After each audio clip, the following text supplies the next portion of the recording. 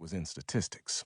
Criminal arrests and convictions, the retrieval of stolen property, and competent investigation that leads to crime solution were what our professional careers hinged on. I had a big case in front of me, but it might be a year before I could wrap it up. "What's the offense?" I asked. "GTA. Just one cop for a chop shop?" "Natalie Malcolm stole a Benz from Tremont Bendix of the Upper East Side." "A woman car thief?" "Order came from up top. I guess Bendix got friends. It's just a single woman lives alone in Park Slope. They say the car is parked in front of the brownstone. All you have to do is ring the bell and slap on some cuffs." "You got paper on her?" "It'll be waiting for you at the station. And King." "What?"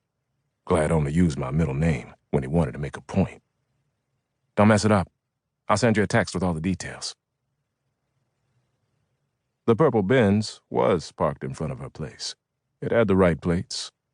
I looked at the front door, flanked by full-length windows that were swathed in yellow curtains. I remember thinking that was the easiest arrest I'd ever been sent on.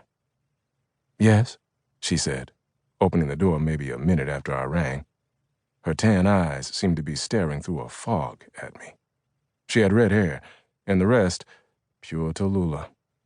My grandmother likes old movies. When I visited her in the Lower Manhattan retirement home, we watched the old love stories and comedies on TCM. "Ms. Malcolm?" I said. "Yes?" "I'm Detective Oliver. I have a warrant for your arrest." "Your what?" I took out the leather fold with my shield and ID. These I showed her. She looked, but I'm not sure she registered anything. "Tremont Bendix claims you stole his car." "Oh," she sighed and shook her head slightly. "Come in, Detective. Come in." I could have grabbed her right there, put on the restraints while reciting her rights as the Supreme Court detailed them. But this was a soft arrest, and the lady was feeling tender, vulnerable. Anyway, little Exeter Barrett had already connected with the captain of the Sea Frog. The shipment of heroin wouldn't be in for a few more days. I was a good cop, the kind of officer who had yards of patience and lost his temper only when threatened physically by some suspect. And even then, I took no joy in beating him after he'd been subdued and restrained. "Would you like some water?"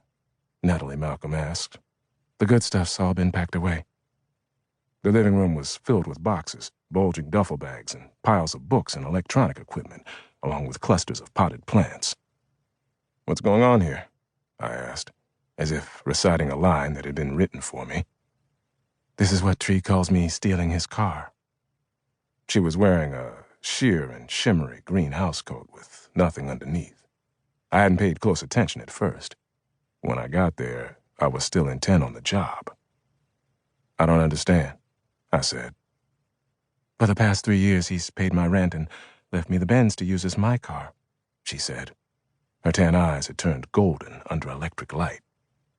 "Then his wife threatened to divorce him, and he told me to get out and bring his car back to his uptown garage." "I see." "I have to move, Detective. What's your name again?" "Joe." When Natalie smiled and shifted her shoulders, the structure of our temporary relationship changed from potential handcuffs to definite bed sheets. Natalie was very good in bed. She knew how to kiss, and that is the most important thing to me. I need to be kissed, and kissed a lot. She intuited this necessity, and we spent the better part of that afternoon and way into the evening discovering new and exciting ways and places to kiss. She was a victim. I could see that in her eyes, hear it in her deep voice. And the arrest warrant was wrong.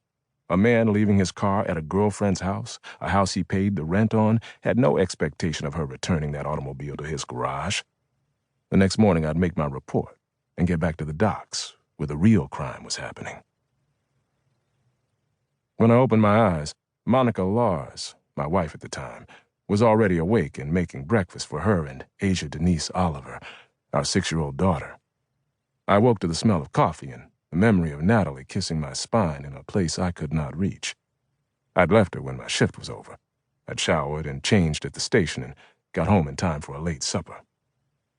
Drowsing for the last time in my morning bed, I took in a deep, satisfied breath. Then the doorbell rang. The bedroom of our Queens home was on the 2nd floor, and I wasn't due into work until the